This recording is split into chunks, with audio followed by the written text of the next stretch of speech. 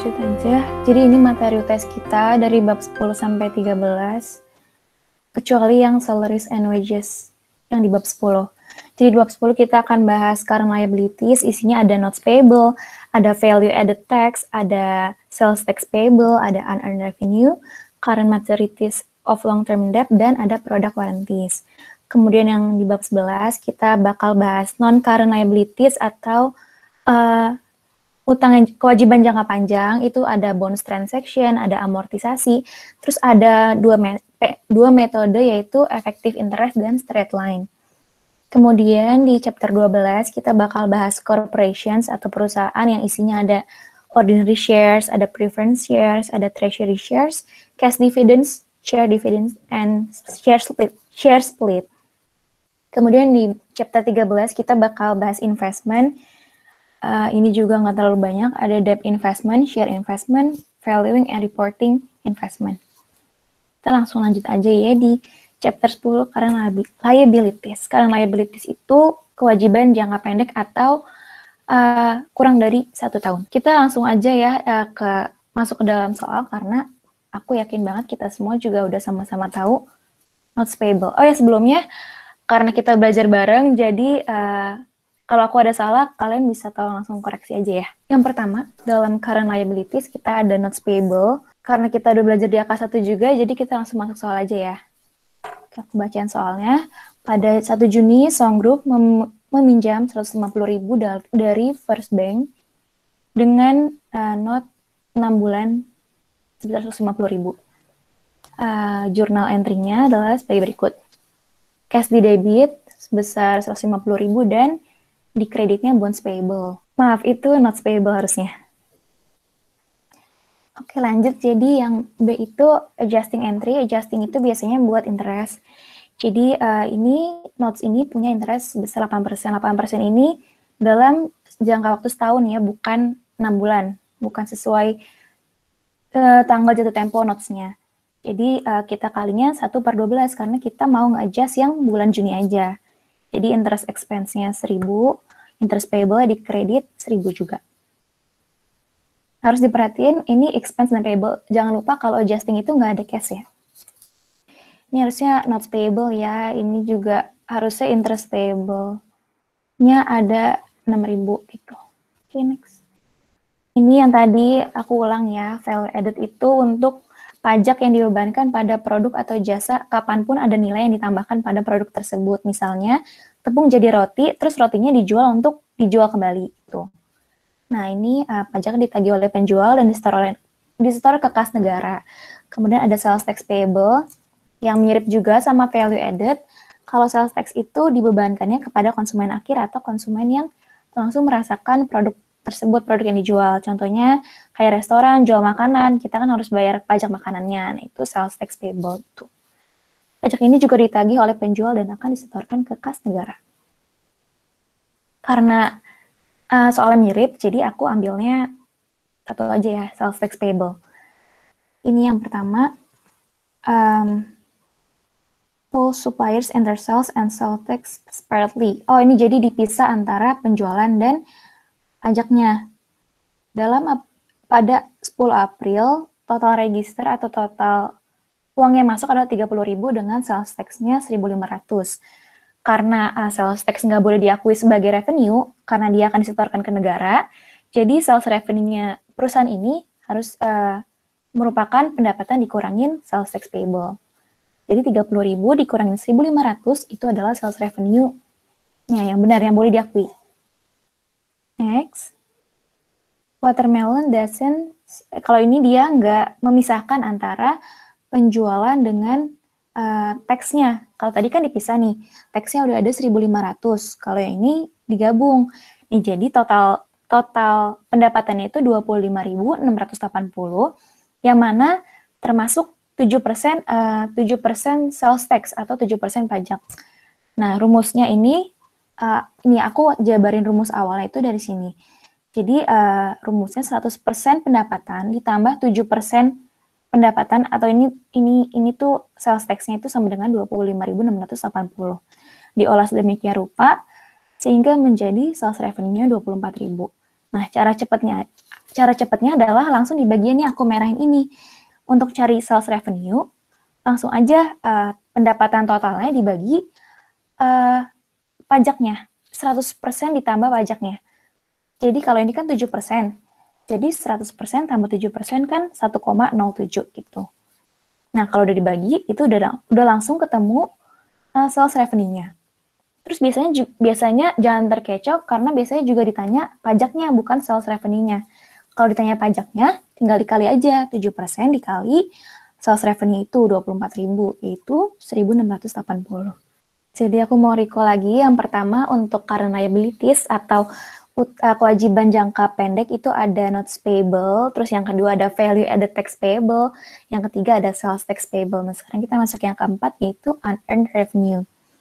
Ini adalah pendapatan yang diterima sebelum perusahaan mengirimkan barang atau melakukan jasa. Pendapatan yang diterima sebelum perusahaan mengirimkan barang atau melakukan jasa. Nah, untuk penamaan akunnya, kalau misalnya airline, dia ada unearned ticket revenue. Untuk magazine publisher, karena dia sistemnya berlangganan gitu, jadi namanya unearned subscription revenue. Terus untuk hotel, itu unearned rent revenue. Oke. Morehead Communication mempublish sport magazine bulanan, Walkabout Preview. Subscription ini dihargai 20 itu per tahun. Nah, dia mulainya masih November, dia mulai jualannya November. Jadi during November, Morehead menjual 15.000 subscriptions beginning with the December issue. Jadi dia berhasil ngejual 15.000 pelanggan gitu, anggaplah pelanggan, dengan isu majalah Desember gitu. Terus Morehead prepares financial statements quarterly itu 3 bulan atau triwulan, and recognize subscription revenue at the end of the quarter.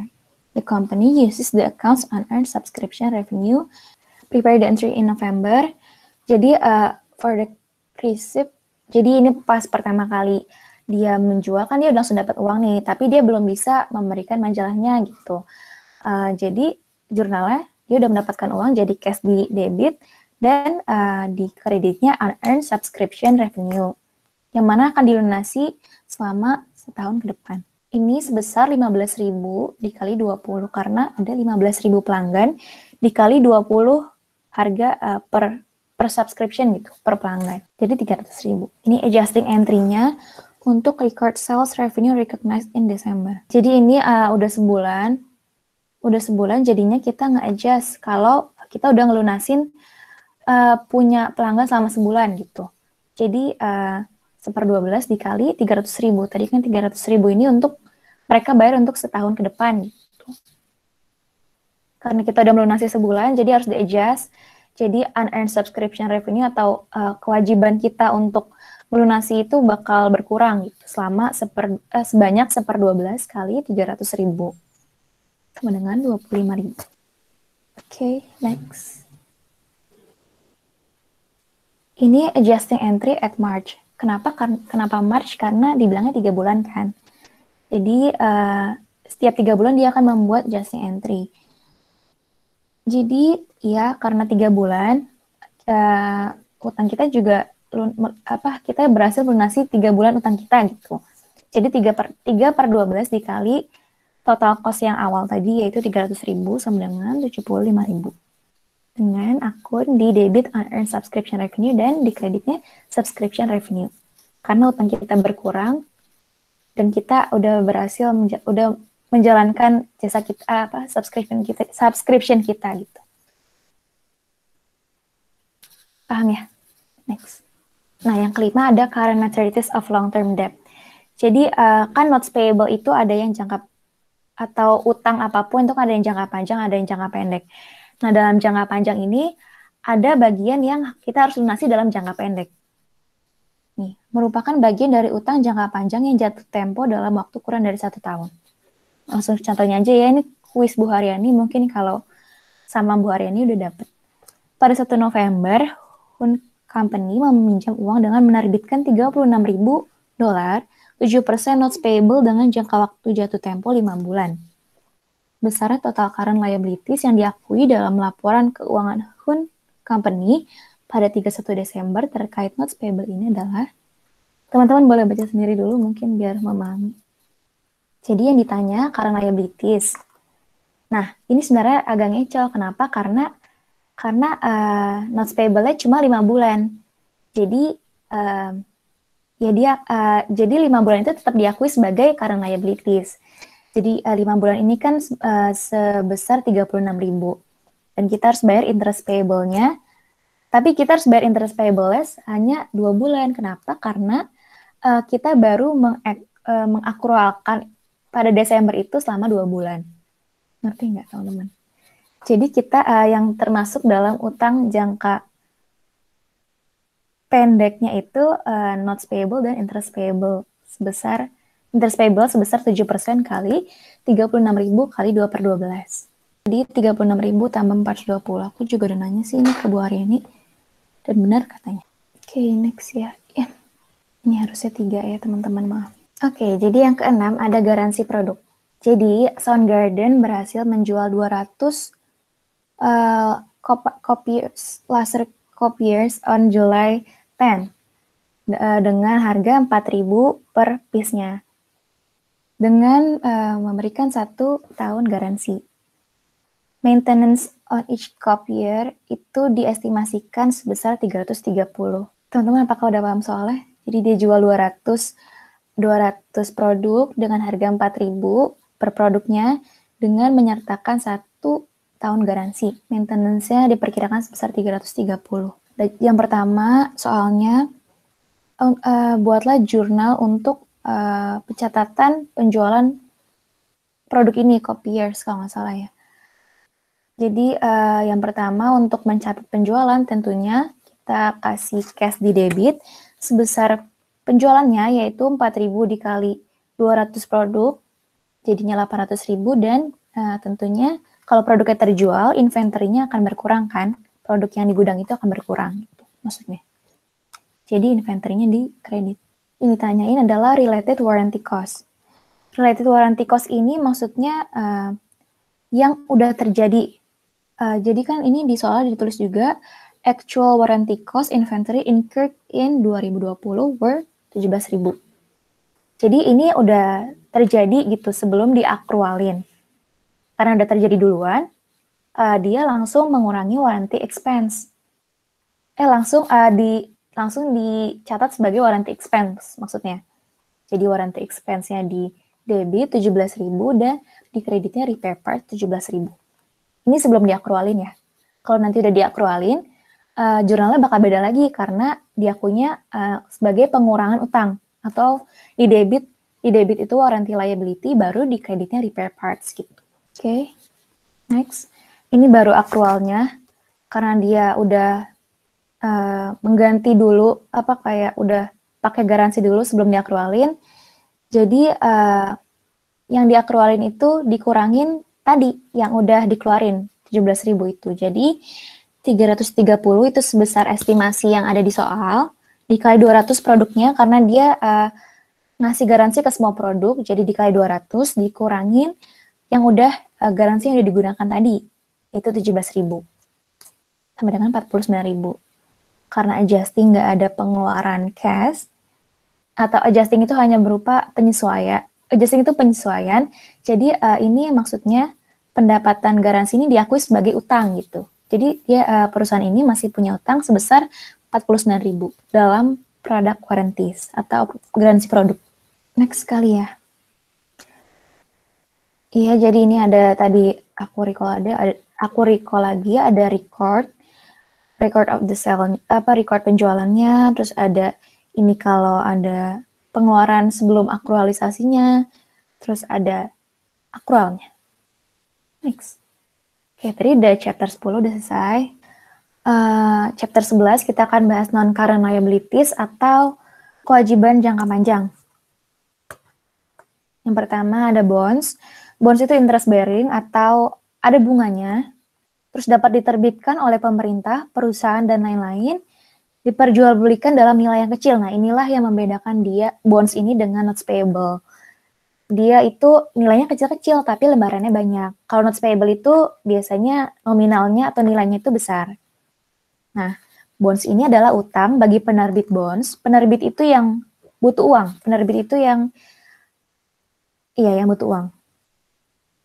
Itu adalah utang. Dan bonds adalah investasi bagi yang membelinya, bagi pemegang bondsnya ini. Dia yang memberi pinjaman. Nah, tipe-tipe bonds ini ada 4. Yang pertama ada secured bonds, yaitu ada bonds ini ada aset yang dijamin, jadi kalau bondsnya nggak dibayar, asetnya bakal disita. Terus kedua ada unsecured bonds, ini biasanya diterbitkan oleh perusahaan-perusahaan yang sudah memiliki rating yang baik. Jadi dia nggak perlu menjamin aset, orang-orang udah pada percaya kalau dia bakal ngelunasin gitu. Nah, terus ada convertible bonds, ini bonds yang bisa dikonversikan menjadi saham di perusahaan penerbit bonds tersebut. Dan yang terakhir ada callable bonds, itu bonds yang dapat dilunasi dengan harga tertentu sebelum tanggal jatuh tempo. Jadi ada 4 ya, mungkin bisa dihafal gitu. Secured, unsecured, convertible, sama callable. Jadi dalam transaksi bonds ada beberapa jurnal yang harus diperhatikan, antara lain saat penerbitan, saat pelunasan atau pembelian bonds, terus bisa juga saat pengkonversian bonds menjadi saham, dan pengakrualan atau pembayaran bunga. Nah, kita ini lihat contohnya ya. Ini Canley Industries menerbitkan 3.000 bonds, masing-masing 3.000 bonds sebesar 1.000 euro, dated January 1st, at face value atau at 100. Terus interestnya dibayar setiap Januari. Yang disuruh adalah yang pertama, membuat jurnal untuk mencatat pembelian bonds ini atau penjualan bonds pada Januari. Kedua, membuat adjusting entry untuk mencatat bunga yang akan dibayarkan. Dan yang ketiga adalah menyiapkan journal entry untuk mencatat interest yang telah dibayar. Oke, maaf, aku ini ada salah lagi. Ini kebalik.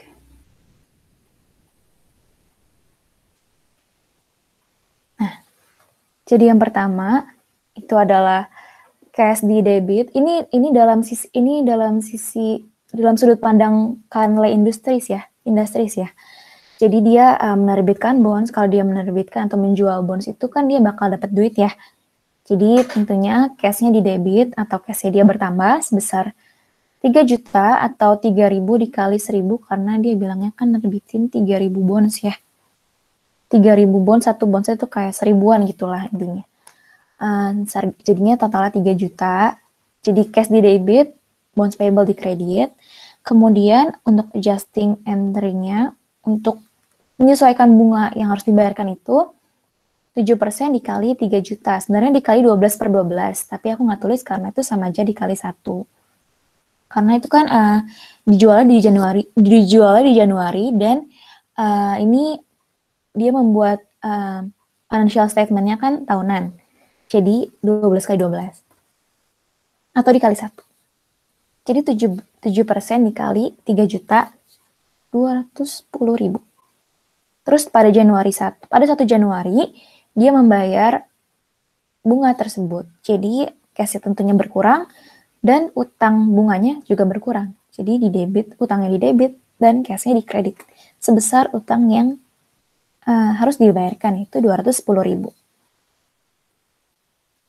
Dipahami? Bisa dipahami? Bisa ya sepertinya. Boleh dibaca dulu mungkin. Oke. Next ya. Nah, aku ini coba ganti. Tadi kan at 100 ya. Ini kalau 98 itu bedanya dia dikali 98%. Ya, kalian lihat yang di Januari 1 kalau 100 karena dia dikali 100% atau dikali 1 jadi dia nggak usah ditulis. Nah, kalau at 98 itu harus ditulis atau dihitung dengan dikali 98%. Jadi hasilnya tentunya bakal beda, yaitu 2.940.000. Bonds amortization. Jadi ada bonds discount, ada bonds premium. Mungkin ini agak susah dimengerti, tapi aku akan coba untuk ngejelasin dengan jelas-jelasnya. Jadi dari bond discount dulu ya. Jadi bonds dijual dengan harga yang lebih murah, sehingga diskon ini akan dialokasikan ke setiap periode berupa penambahan carrying value pada bonds sampai harga bonds yang sebenarnya. Kenapa perlu diamortisasi ada di kanan, supaya pada saat redemption nilai bonds tetap sama saat seperti penerbitan bonds atau saat penjualan pertama bonds. Jadi kalau diskon kan bondsnya dijual dengan harga yang lebih murah. Kayak tadi, ini kan 2.940.000, sedangkan harusnya 3 juta. Nah, diskonnya kan berarti berupa selisih 3 juta dan 2.940.000 ini kan. Nah, diskon itu akan dibagi-bagi per periodenya, supaya nanti pada akhir periode atau maturity date-nya itu dia bakal seperti semula lagi, bakal yang 2 juta tadi, 2.940 tadi bakal jadi 3 juta gitu. Yaitu kalau diskon. Kalau premium misalnya 101, kan nanti ininya dikali 101 kan, 101%. Nah, tentunya akan lebih besar kan dari 3 juta.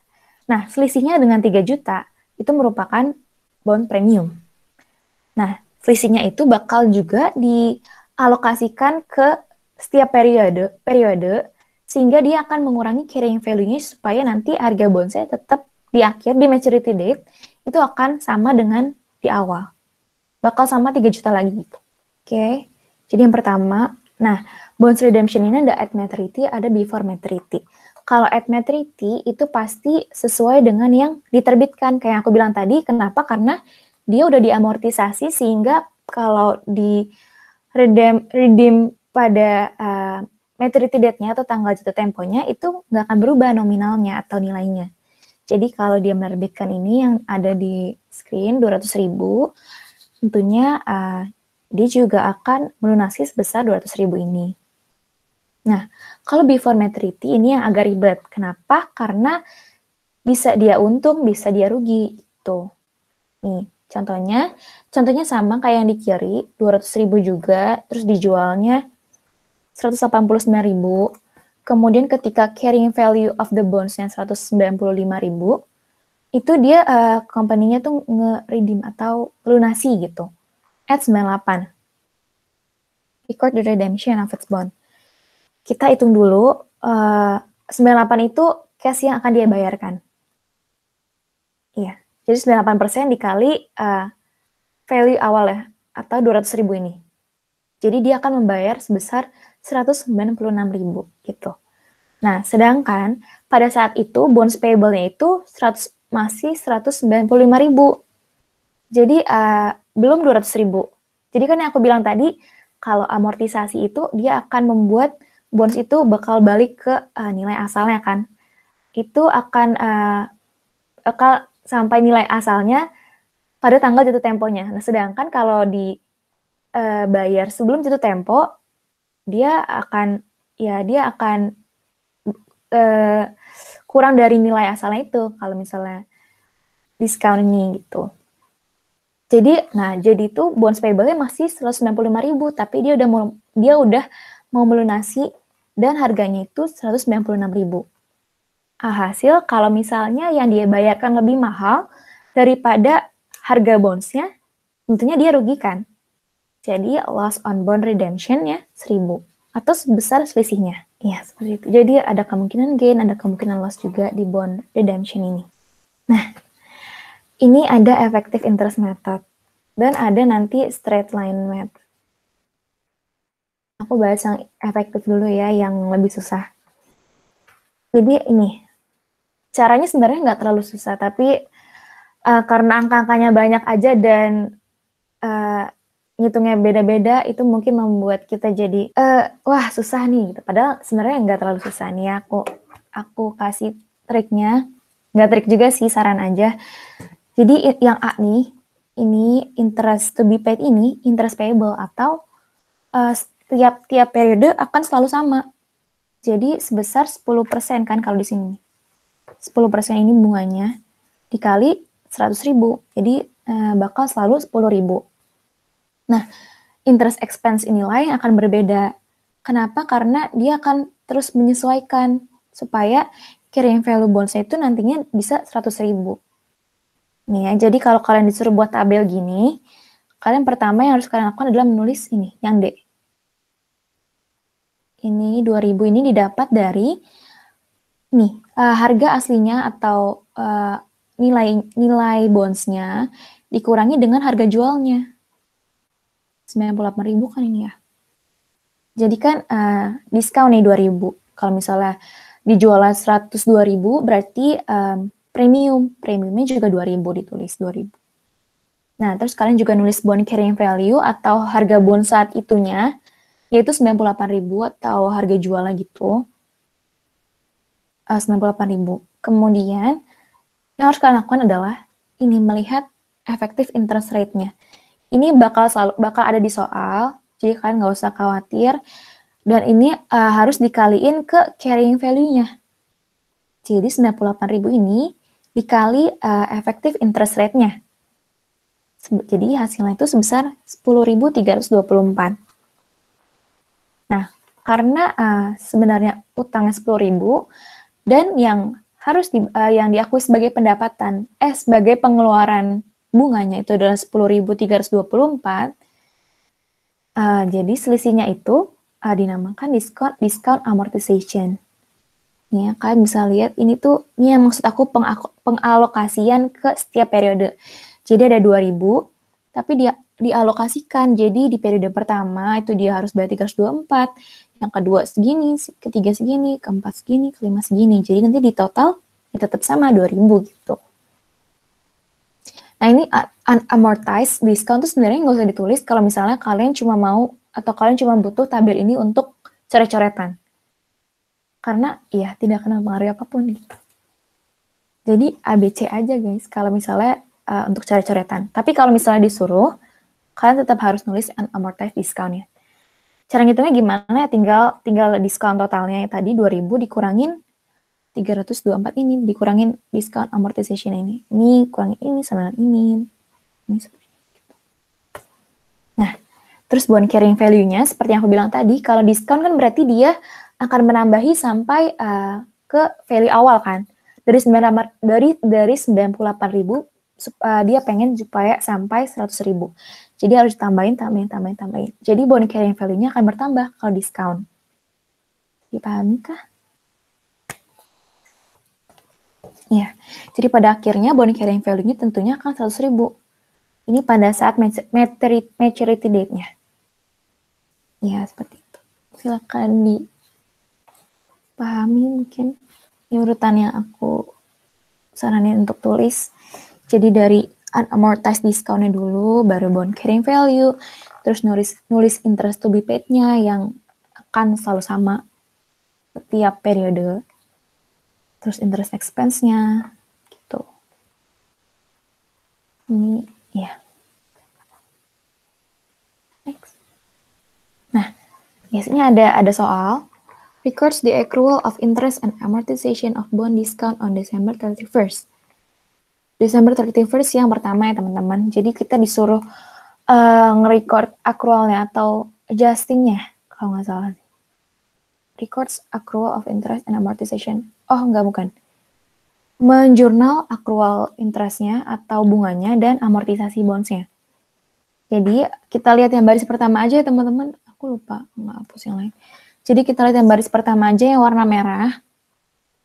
Itu interest expense-nya kan 10.324. Itu termasuk 324 diskon amortization dan interest payable sebesar 10.000. Ini interest expense diakui, aku ulang. Bonds payable ini akan kenapa dikredit? Karena dia akan menambahkan kan bonds payable itu dia normal balance-nya di kredit. Jadi kalau misalnya ada di kredit lagi berarti kan ditambahin kan. Berarti benar kan tujuan kita kan emang untuk nambahin bond carrying value ini kan supaya 100.000. Nah, terus ada juga utang yang harus kita bayarkan itu 10.000.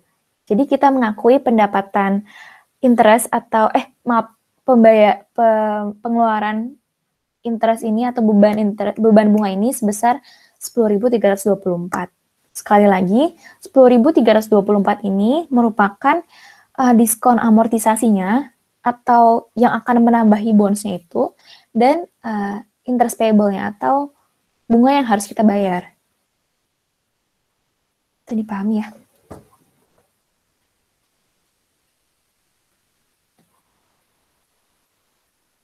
Ya, jadi kalau misalnya ini kan diskon. Kalau premium dia akan beda lagi karena kalau premium kan dia mengurangi ya, akan mengurangi bond carrying value. Jadi kalau misalnya yang dari 102.000 akan jadi 1.000. Jadi dia akan mengurangi, jadi bonds payable yang di sini itu akan di debit karena dia mengurangi. Ya kan, mengerti? Ya. Jadi kalau misalnya diskon dia di kredit, kalau premium dia di debit bonds payable ya. Sisanya sama. Interest expense tetap di debit, interest payable tetap di kredit. Itu. Bedanya sih di situ. Lanjut ya. Nah, ini kalau straight line method. Oh, maaf, maksud aku straight line lebih mudah daripada efektif. Jadi tinggal bond discount tadi kan bond discountnya 2.000 ya. Apa namanya ini nih. Tadi kan 100.000 nilai aslinya, tapi dijualnya atau diterbitkannya 98.000. Jadi 2.000 dibagi number of interest periods itu periode pembayaran bunganya itu berapa kali. Tuh. Misalnya 5 tahun berarti 5 kali. Tapi hati-hati bisa aja 5 tahun, tapi setiap tahunnya dibayar 2 kali. Jadi itu 10 guys, bukan 5. Nah ini jadi contohnya, dia menjual 100.000, 100.000 bonds dengan harga 98.000. Jadi tentunya diskon 2.000 lagi. Terus interest payable setiap 1 Januari. Kita disuruh nge-record accrual of interest and amortization of bonds discount. Mirip kayak yang tadi, sama kayak yang tadi, tapi kita pakai straight line method. Nah ini ya, kalian tadi juga udah lihat 100.000 dikurangi 98.000 sama dengan 2.000 dibagi 5. Kenapa 5? Karena dia 5 tahun dan pembayarannya adalah tahunan. Setiap 1 Januari. Jadi dibagi 5. Hasilnya 400. Jadi dia rata gitu. 400 gitu menguranginya. Nah, 400 kalau dikali 5 tahun kan 2.000 kan? Jadi, iya, jadi berarti benar gitu. Ya. Jadi jurnalnya sama juga, kalau misalnya diskon, bonds payable-nya di kredit, karena dia akan menambahi utangnya supaya dia sampai ke 100.000. Kalau premium, dia bonds payable-nya akan di debit. Bisa dipahami ya teman-teman?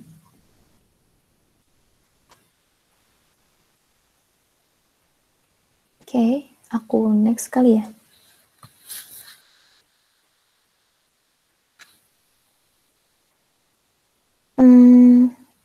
Nah ini.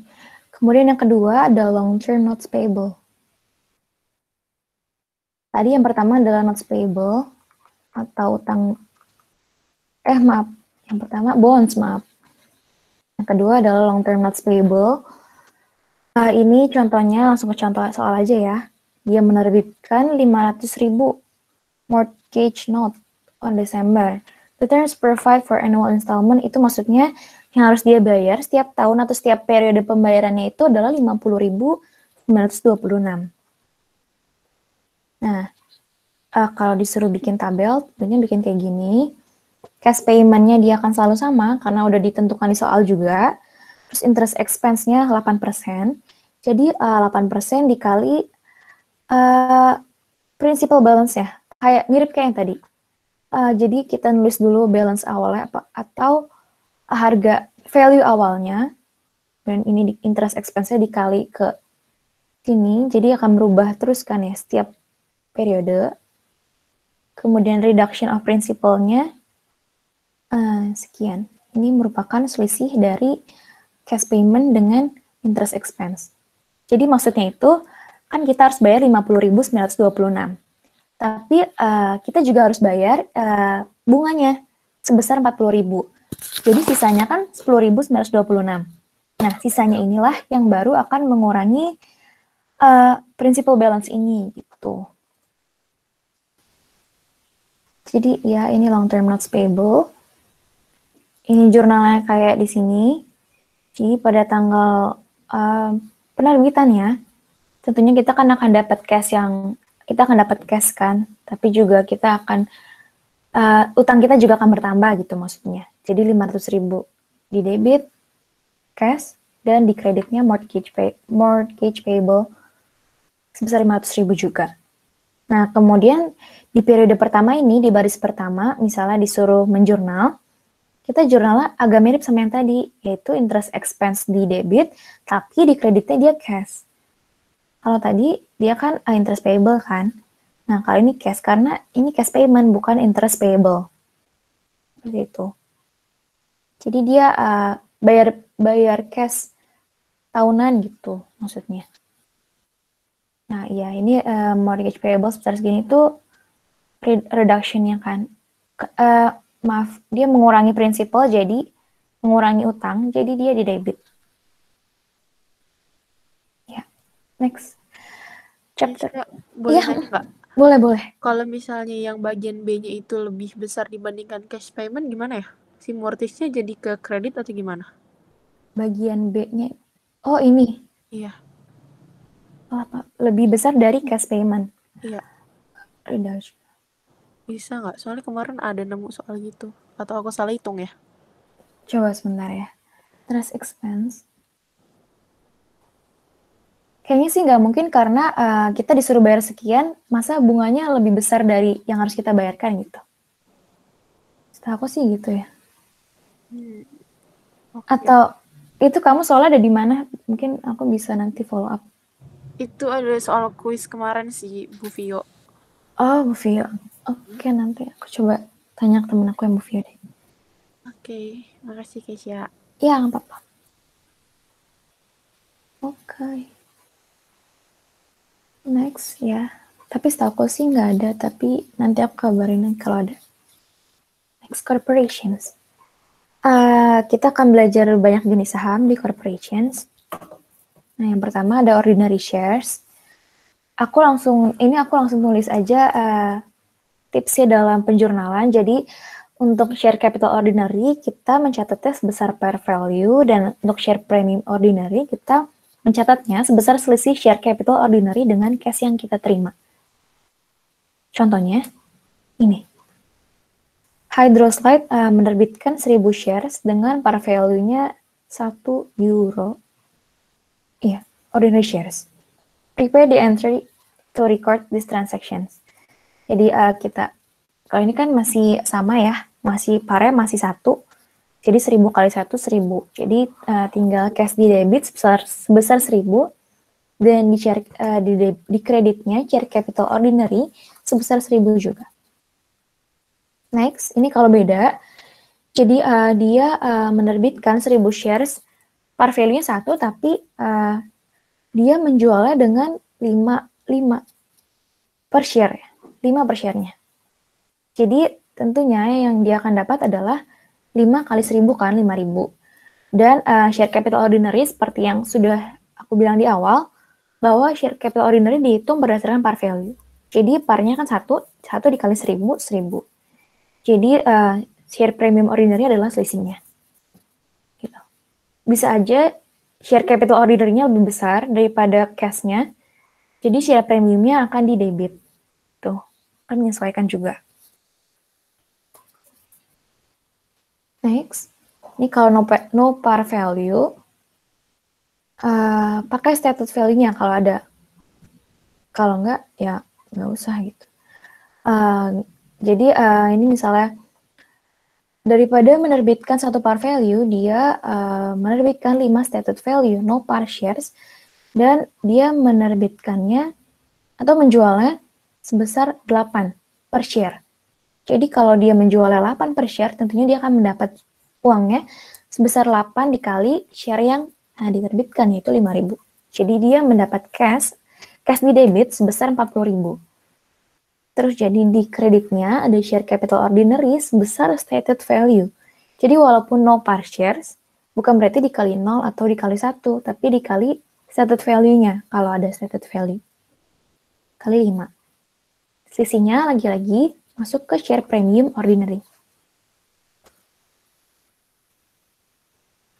Ya. Next ya. Nah ini kalau misalnya dia membeli buildings, land, atau membeli aset, atau membayar pengeluaran perusahaan pakai saham. Ini jurnalnya kayak gini. Jadi di debitnya itu misalnya land atau organization expense atau buildings juga bisa. Dan kreditnya itu share capital ordinary dan share premium ordinary. Ya, kita baca soal dulu. Dia punya par value, sahamnya ada par value sebesar 5, yang actively traded at 8 per share. Jadi mestinya di pasarnya itu 8 harganya. Jadi tentunya ya kita pakai harga sekarang itu 8 itu. The company issues 10.000 shares untuk membeli lahan yang sedang dijualkan, diperjualbelikan dengan atau diiklankan, di advertise for sale at 90.000. Nah, ini kan kita kan kadang bingung ya, kita mau pakai 90.000 atau pakai shares yang actively traded. Nah, kalau kata di teori, kata di buku, itu kita menggunakan sesuatu yang lebih pasti atau lebih jelas. Kalau penjualan di market, penjualan lahan itu kan berganti-ganti ya, harganya itu beda-beda.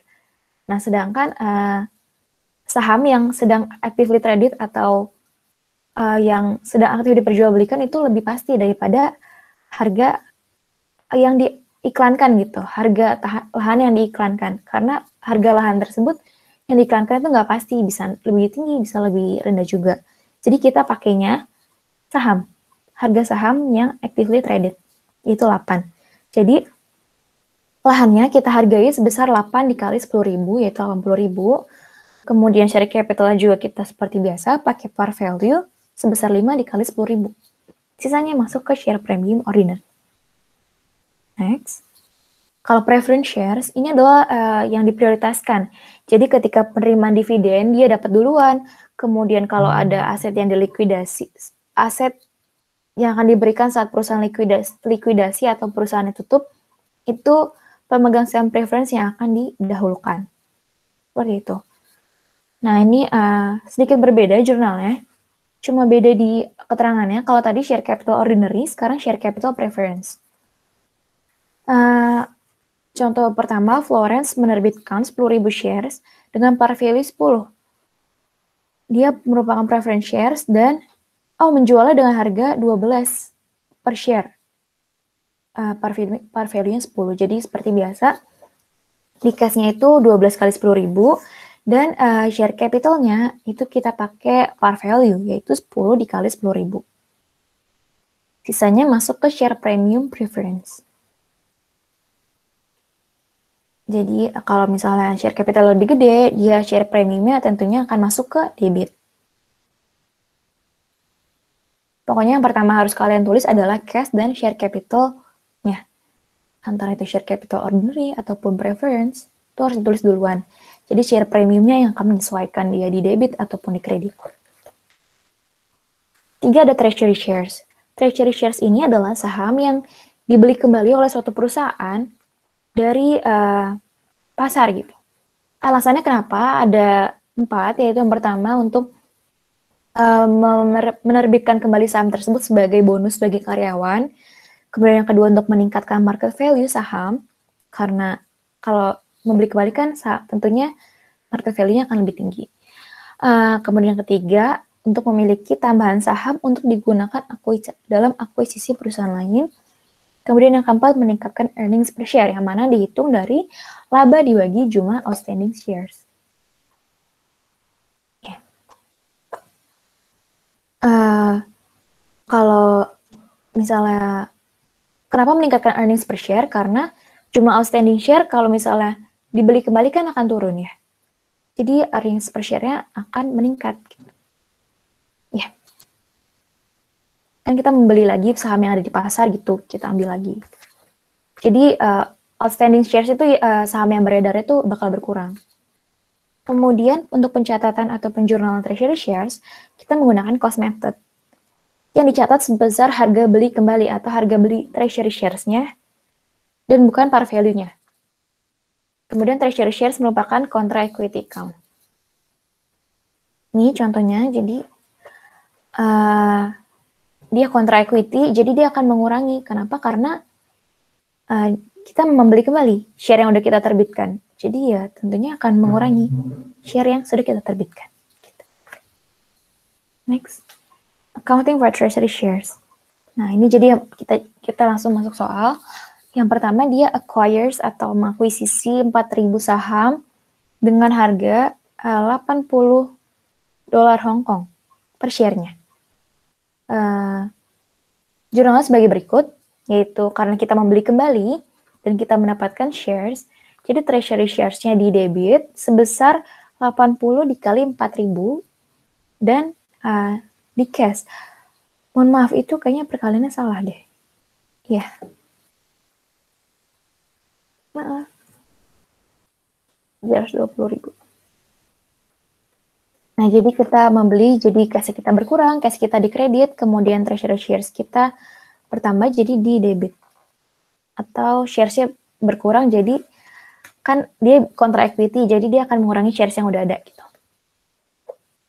Kemudian nomor 2, dia menjual shares yang udah dia beli kembali dengan harga 100 yang dulunya dia beli 80. Nah, dia tapi jualnya cuma 1.000, nggak 4.000. Tadi kan 4.000 ya.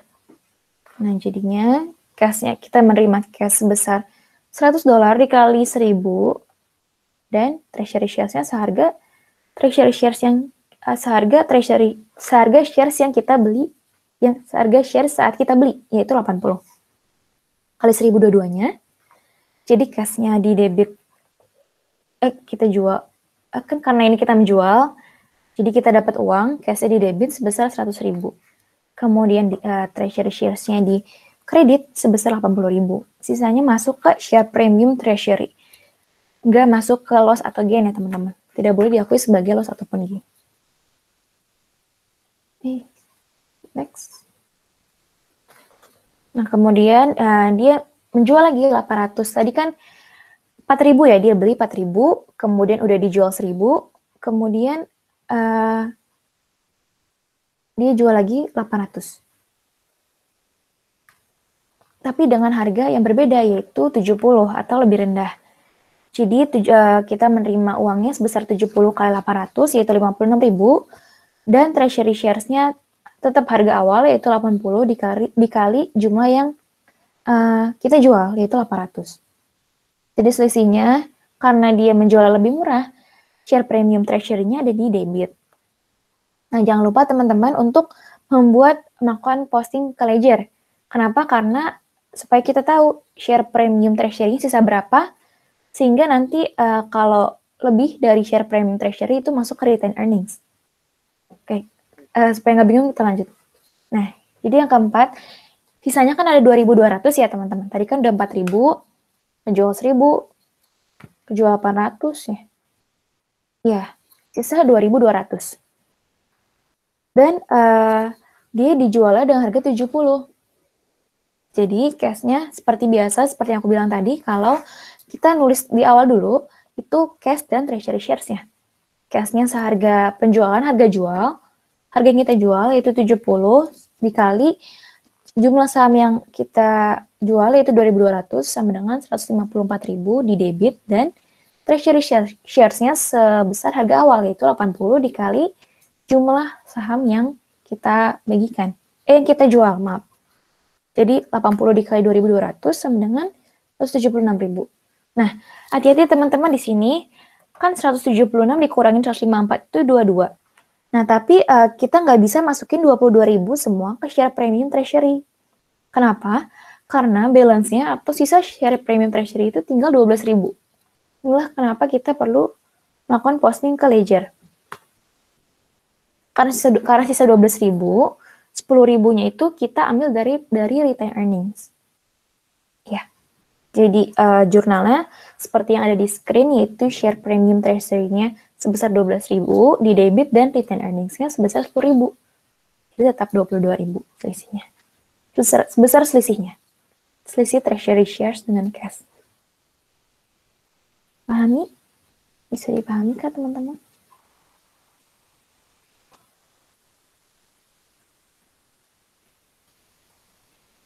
Okay. Next. Nah, ini accounting forecast dividend. Jadi ada waktu penting dalam pembagian dividen, yaitu pada saat declaration, recording, dan payment. Declaration itu pada saat dia menyatakan kalau itu dia akan membagikan dividen. Kemudian recording ini dia mendaftar siapa aja sih shareholders yang bakal dibagiin, dan payment date itu pada saat dia menerbitkan dividen atau membayarkan dividen. Nah, recording ini nggak perlu pakai jurnal. Jadi kalau misal disuruh menjurnal recording date, itu jawab aja no entry. Gitu. Nah, ini contohnya. On December 1st, the directors declare 0,5 per share cash dividend on 100.000 shares. Jadi, declare kan, baru declaration date, itu jurnalnya akan selalu cash dividends di debit dan di kreditnya dividends payable. Kenapa? Karena dividends kan emang normal balance-nya di debit, kemudian kita ada dividends ini diakui sebagai utang gitu. Jadi di kreditnya dividends payable sebesar 0,5 dikali 100.000. Kemudian par value-nya bisa diabaikan saja. Kemudian recording date dibilangnya tanggal 22 Desember, ini juga nggak perlu dibuat jurnal. Kemudian payment date-nya tanggal 20 Januari. Jadi dividen payable-nya itu akan berkurang, utang kita akan berkurang karena kita udah bayar. Jadi dividen payable-nya berkurang sebesar 50.000 dan juga cash kita berkurang sebesar 50.000. Kemudian ini untuk preference share. Untuk preference shares kan dia ada annual preferred dividend ya kan ya. Jadi per tahunnya dia udah ditetapin akan diberikan dividen sebesar sekian.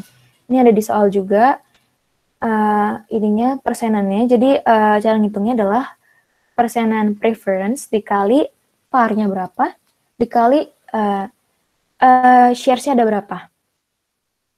Kemudian jadinya misalnya kalau yang ini adalah 100 kali 8% dikali 1000, jadi 8.000. 8.000 adalah dividen yang harus dibayarkan pada pemegang saham preference setiap tahunnya. Nah, tapi pada kenyataannya dia tidak akan selalu dibayar 8.000. Jadi akan diakumulasikan atau bersifat kumulatif pada periode-periode berikutnya. Jadi nih misalnya ya, kan 8.000 nih yang harus dibayarkan. Tapi ternyata perusahaan ini cuma membagikan dividen sebesar 6.000. Hanya mendeklarasikan dividen sebesar 6.000. Jadi tentunya ada yang dia utang ke pemegang saham preference 2.000 kan, sebesar selisihnya. Nah, ini akan diakumulasikan atau ditambahkan ke periode berikutnya. Ya. Nih. Nah, kemudian nih misalnya dia mendeklar 50.000 cash dividen. Nah, 50.000 ini selain harus dikurangin yang tahunan itu kan 8.000, harus dikurangin juga utang dia yang tahun lalu, yaitu 2.000. Jadi, udah ditotalkan 10.000, jadi sisanya 40.000 ini baru ke pemegang saham ordinary. Seperti itu. Nah, kemudian, nah ini dividend preference, dia akan mendapatkan dividen terlebih dahulu daripada pemegang ordinary shares. Jadi perhitungannya juga dihitung dulu yang preference ini, baru ke ordinary shares.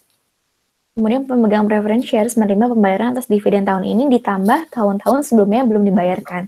Jadi bersifat kumulatif terus gitu. Akan ditambahkan terus kalau misalnya nggak lunas-lunas, dia akan tambahkan terus ke periode berikutnya. Kemudian next, tadi kan cash dividend ya. Karena share dividend hampir sama, yaitu tapi agak beda juga. Kalau share dividend itu jurnalnya pada saat declaration adalah share dividends di debit, kemudian di kreditnya ada ordinary share dividends distributable dan share premium ordinary. Ya, jadi sebesarnya itu sebesar persenan share dividen dikali par value-nya, sebesar market value-nya, sebesar dan dikali lagi sebesar jumlah shares yang di declare gitu. Nah, itu untuk share dividen. Nah, kalau ordinary share dividends ini mirip kayak capital ordinary, mirip kayak Yang tadi mana ya? Oke, nggak ada. Mirip kayak ordinary, emang ordinary. Tapi jadinya dia dikali par value. Nah, pada nantinya dia akan setelah issuance, dia baru diakui sebagai share capital. Tapi awalnya nggak boleh dulu. Jadi jurnal seperti ini perlu diperhatikan bahwa di share dividends kita ngalinya dengan market value. Kalau di ordinary share dividends distributable kita baru ngalinya dengan par value. Iya, seperti itu. Recording date juga tidak perlu dicatat. Payment date-nya atau issuance date-nya itu berarti diakui sebagai share capital ordinary. Jadi tentunya OSDD-nya akan 0 balance-nya dan share capital ordinary-nya baru sebesar 500.000. Kemudian yang terakhir investment. Jadi ada debt investment, ada share investment juga. Kita akan mulai sebelumnya ada yang mau ditanyakan dari yang awal mungkin.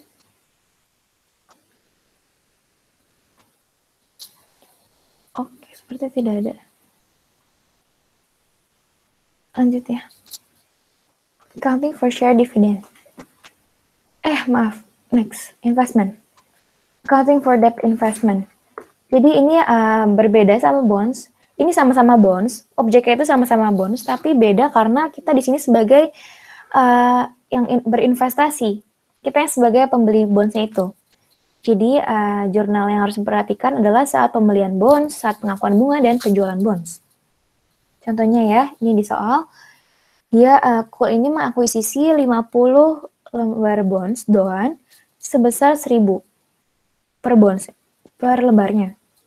Jadinya jurnalnya debt investment di debit dan di kredit sebesar cash yang dibayarkannya. Jadi ini kita membeli bondsnya kan. Jadi kita punya investasi, menambah investasi kita. Jadi di debit debt investmentnya dan di kredit itu karena kita bayar. Jadi, perhitungannya 50 dikali 1.000. Next, itu ada pengakuan bunga. Bunganya kan sebesar 8% ya. Dikali 50 lembar, dikali 1.000 per lembarnya. Jadi 4.000. Nah ini untuk mengakrualkan itu interest receivable atau adjustingnya itu interest receivable pada interest revenue. Sebesar 4.000. Nah, nanti pada saat kita mendapat bunganya, baru kita bisa menjurnalnya cash-nya di debit dan interest receivable-nya di kredit. Ya. Perlu diingat juga kalau kita udah mengadjust interest revenue ke receivable, kita nggak boleh nulis interest revenue lagi di sini saat kita menerima bunga. Jadi harus pada piutang bunga gitu, nggak bisa pada pendapatan bunga karena kita udah mengadjust di sini. Penjualan bonds. Nah ini penjualannya itu akan udah diketahui di soal. Ini contohnya 54.000 dia penjualannya. Nah, seperti biasa yang harus kita lakukan atau kita tulis duluan adalah cash-nya dan harga awal. Cash itu yang kita dapat. Ya, ini ada di soal, ini 54.000 dan debt investment ini yang di awal tadi yaitu 50.000. Nah, selisihnya baru ini akan menyesuaikan. Kalau misalnya dia gain, dia akan di kredit. Kalau loss, dia akan di debit. Gain di kredit, loss di debit.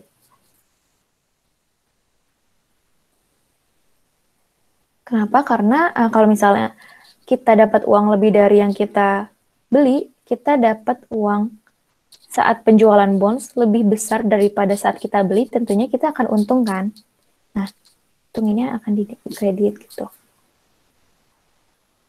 Itu juga sebaliknya kalau loss, itu dia cash-nya akan lebih rendah daripada yang debt investment-nya.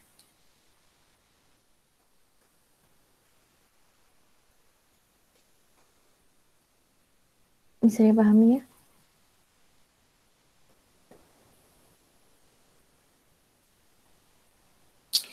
Kemudian yang kedua ada accounting for share investment. Jadi seperti yang kita udah tahu, kalau dibagi 3, itu ada yang kurang dari 20%, ada yang 20-50%, dan ada yang lebih dari 50%, tapi kita mempelajarinya hanya yang di bawah 20% dan 20-50%. Kalau di bawah 20% sifatnya itu insignifikan, kemudian kalau yang 20% sampai 50% itu sifatnya signifikan dalam mempengaruhi investi atau perusahaan tersebut. Dalam mempengaruhi perusahaan tersebut, di mana kita beli sahamnya gitu. Nah, tapi pengaruh ini lebih penting daripada persen holdingsnya. Jadi misalnya dibilang signifikan tapi less than 20%, itu kita akan pakai signifikannya. Seperti itu. Jadi kita akan pakai equity method gitu maksudnya. Nah, ini next holding less than 20% itu kita pakai cost method. Cost method ini ada menulis sesuai biaya yang dibayarkan. Ya. Jadi ini contohnya, teman-teman bisa baca juga, dia mengakuisisi 1000 shares dan membayar 405 setiap share-nya. Jadi, karena cost method, dia 405 dikali 1000. Jadi 405.000. Kemudian, next, saat pembagian dividen, kita kan menerima nih. Karena ini kan investasi, jadi kalau ada dividen, kita ikut menerima. Nah, ini dividennya sebesar $20 dikali 1000. Karena dibilang kan, dia receives $20 per share dividend. Gitu. Nah, hati-hati juga jangan sampai ketukar, karena kalau di equity itu, dia dikali ownership-nya berapa persen. Nah, ini jadi walaupun ada 10% ownership di sini, jangan sampai terkecoh, karena kalau di cost method, tidak perlu dikalikan ke persen holdingsnya. Gitu. Kemudian ini saat penjualan, dia mendapat 395.000. Seperti yang aku sudah bilang tadi, kita catat dulu cash yang kita terima atau penjualan kita dan investasi awalnya berapa, yaitu 405.000. Jadi nanti loss atau gain-nya gampang disesuaikannya gitu. Jadi ini 3 waktu penting yang harus diperhatikan saat share investment, yaitu saat akuisisi atau saat membeli investasi saham, saat bagi dividen, dan saat penjualan share investment ini. Next, nah ini kalau untuk holdingnya dia memegang saham 20-50% dan sifatnya signifikan, dia akan ini waktu yang penting adalah waktu yang perlu diperhatikan adalah saat pelaporan net income ataupun pembagian dividen ini. Jadi kalau dia melaporkan net income, share investment kita atau investasi kita akan bertambah. Tapi kalau dia bagi dividen atau dia melaporkan dividen, share investment kita akan berkurang. Nah, sebesar berapa? Sebesar holdings kita terhadap perusahaan tersebut. Next. Jadi ini contohnya, saat pembelian ini sama, mencatatnya sesuai harga yang kita beli. Investment itu 120.000. Kemudian, nah ini baru. Ketika ada net income yang dilaporkan atau yang ada yang dilaporkan, itu kita akan mengurangi share investment kita. Jadi,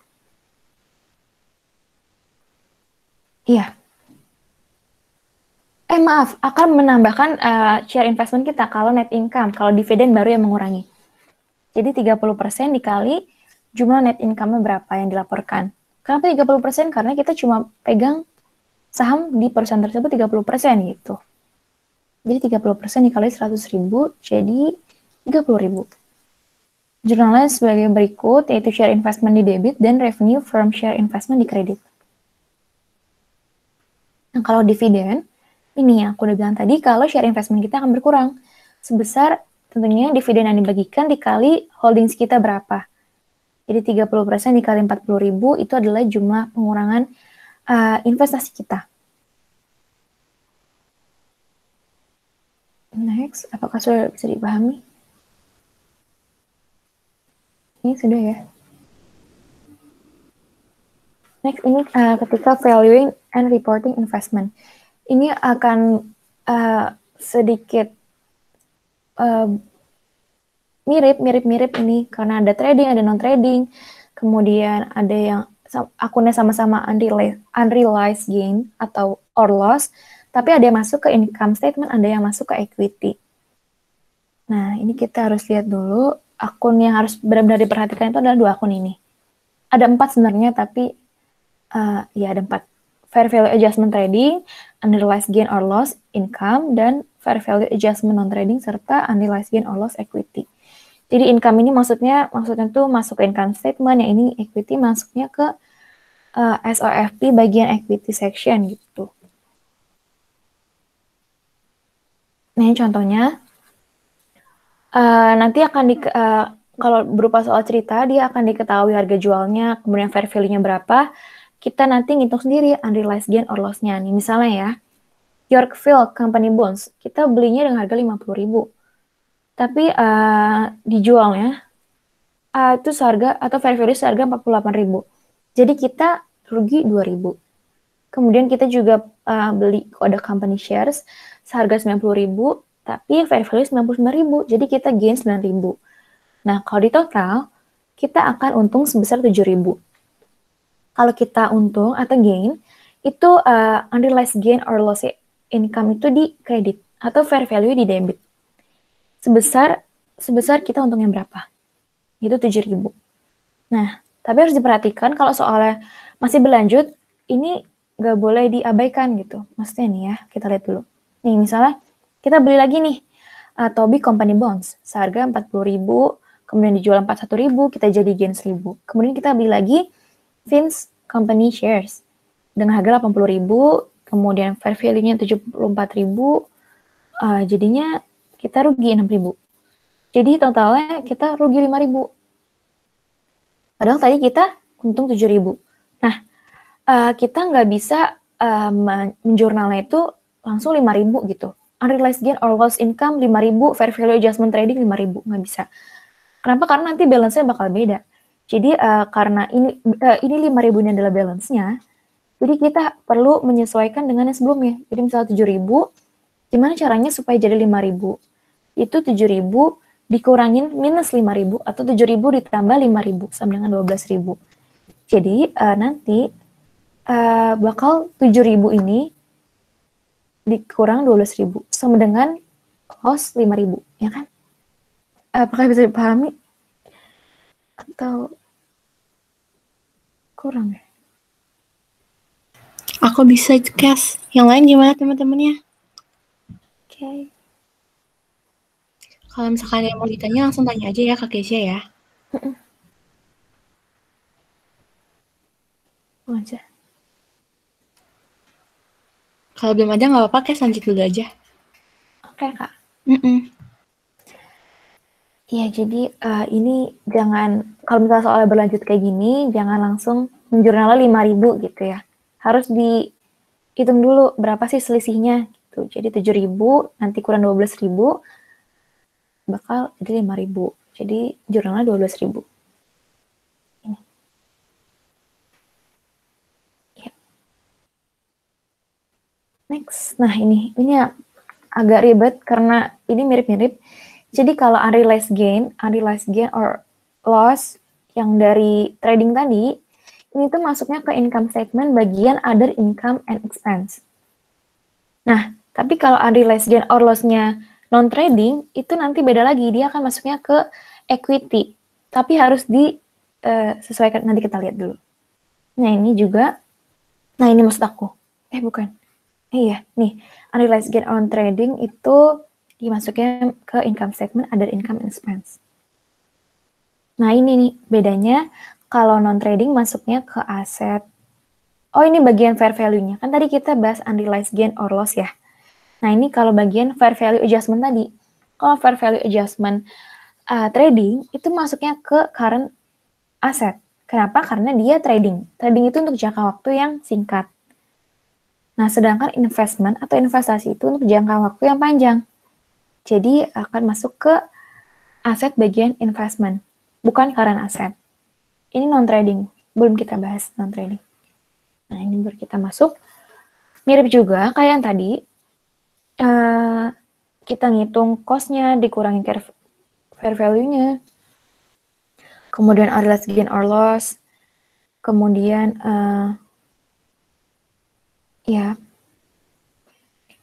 kemudian kita hitung totalnya, kemudian masukin ke fair value adjustment non-trading sama unrealized gain or loss equity. Nah, ini kan kita untung nih. Jadi fair value adjustment-nya di debit, unrealized gain or loss-nya di kredit. Nah, tapi untuk ini untuk non-trading kita perlu melakukan pada closing entry kita perlu masukin unrealized gain or loss-nya ke accumulated other comprehensive income. Jadi nanti di SOFP itu tidak berbentuk unrealized gain or loss. Jadi berbentuknya accumulated other comprehensive income. Maaf, bukan di SOFP tapi di ini.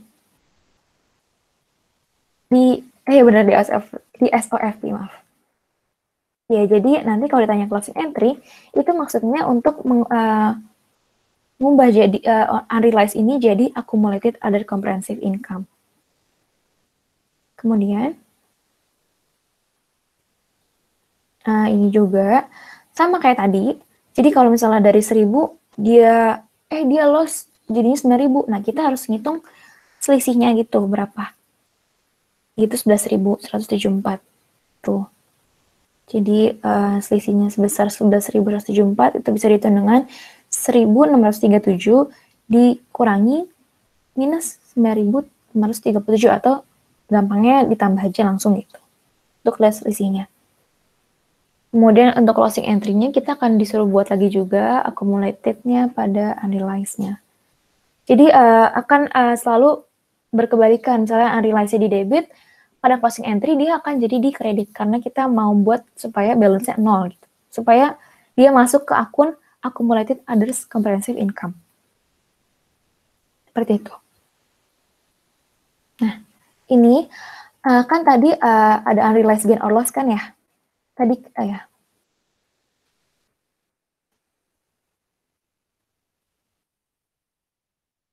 Oke. Nah, ini masuk ke comprehensive income statement. Jadi di asetnya itu berbentuk accumulated other comprehensive loss, terus di comprehensive income statement-nya sekian. Gitu. Maksudnya beda nama akun. Oh, paham. Jadi ini pilih salah satu kalau nggak salah. Jadi maksud aku kalau misalnya ini nggak dua-duanya ditulis, misalnya unrealized loss ditulis di comprehensive, kemudian ditulis lagi di SOFP itu akan ke double gitu nih. Kalian bisa lihat kalau ini 126.200 ini belum dikurangi 9.000. Jadi ini kan juga masih belum dikurangi ya. Gitu. Jadi ini enggak dua-duanya gitu. Nanti ke double. Oh, ini beda teman-teman. Jadi ini untuk ngitung comprehensive income aja. Nggak mempengaruhi return earnings-nya. Gitu. Nah, ya udah sekian teman-teman. Terima kasih. Pas ya, 11.30 mungkin. Teman-teman ada yang mau nanya juga atau yang bingung. Atau mohon maaf banget kalau ternyata aku ada yang kelewat dan salah gitu misalnya. Boleh teman-teman. Kes, aku mau nanya. Iya, Sherry. Kalau kan di share dividend distributable tuh dilaporinnya tuh di equity section ya, tapi dilaporkan sebagai apa ya? OSBD ya? Ya. Sebentar. Oh, itu sebagai OSBD juga kok dalam equity section. Kamu bingung yang di kuis ya kalau nggak salah ya? Iya, itu jadinya sama aja kayak jadi OSDD aja. Iya, setahu aku sih OSDD. Aku juga udah baca di bukunya itu dilaporkannya sebagai OSDD. Itu nggak berubah. Tapi dia ada di bawahnya share capital ordinary. Jadi dia merupakan bagian dari share capital ordinary gitu kalau di SOFP-nya. Oh, oke. Makasih ya, Kes. Iya, sama-sama sharing. Kes, boleh lihat yang paling akhir loh, Kes. Boleh. Yang paling akhir dong, Kes. Nih? Iya, paling mau nambahin dikit aja, Kes. Kalau misalnya di sini, yang itu dulu, Kes, yang sebelumnya deh. Oh ya. Ini kan comprehensive income statement buat dia ngitung laba rugi lah istilahnya. Jadi makanya ada net income itu kan pendapatan bersihnya. Baru ntar dikurangin sama yang unrealized loss itu. Dapatlah nanti comprehensive income-nya. Jadi kalau ini lebih ke laba rugi. Kalau yang satunya lagi kan SOFP ya. Nah, jadi, beda ya? Jadi si accumulated other comprehensive loss ini sebagai kayak kontra equity gitu. Jadi kenapa dia minus? Karena kan berarti dia akumulasi kerugian. Makanya dia mengurangi jumlah equity-nya itu. Gitu sih paling tambahan dari aku ya, Kes. Thank you, Kak. Dan sukses terus ya buat UTS-nya. Makasih semuanya. Bye-bye. Terima kasih semua.